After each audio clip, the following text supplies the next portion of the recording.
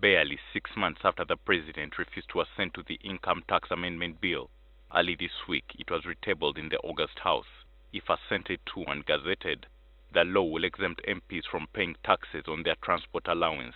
In May, the president wrote to Speaker Rebecca Kadaga opining that MPs lack the moral right to exempt any of their emoluments from taxes, and doing so would send a dangerous message. With fear that the bill could once again sail through the House, a number of watchdog organizations held a news conference this morning calling upon the electorate to reject the lawmakers for pursuing a selfish agenda. First, what we are going to do is we are going to continue mobilizing the citizens to shun them, because citizens need to make a connection between members of parliament not paying tax and the whole issue of poor service delivery. Because members of parliament have continuously said that the reason why they need a lot of money is because their constituencies are begging them. So we need to ask ourselves, why are people begging? If people are begging, then that means there's a problem with the systems are not working. Civil society budget advocacy groups Julius Mukunda says if the MPs turn a blind eye, the decision will only worsen the plight of the ordinary citizens and affect service delivery. We will lose around 49.4 billion annually if this proposal is signed into law. Looking at the total number of MPs in the tennis parliament, the country stands to lose over this amount of money.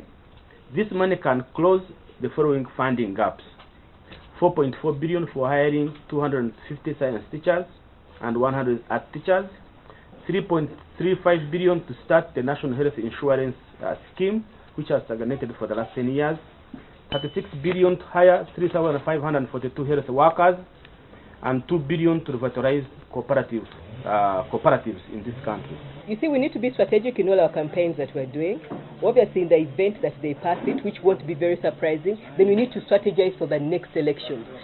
In February this year, Judge Henry Adonyo of the Commercial Court ordered that MPs' allowances, including mileage and constituency allowances, sitting allowances for committee sessions, town running allowances, basic pay, and car purchase allowances, among others, be taxed.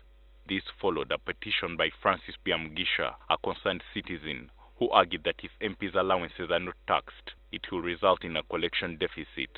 Because the more money they earn, then the more taxes we're going to get. But you see, you're earning huge amounts of money, but you don't want to pay tax. So the problem may not necessarily be with the law, because you see, it was amended to include that provision, but they want to remove that provision.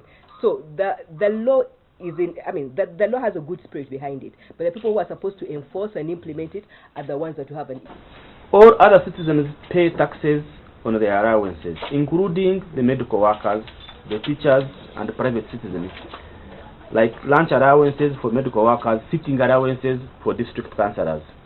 In parliamentary legislative procedures, if a bill is rejected to be assented to by the president twice, Parliament can pass it basing on a vote of less than 2/3 of the whole House.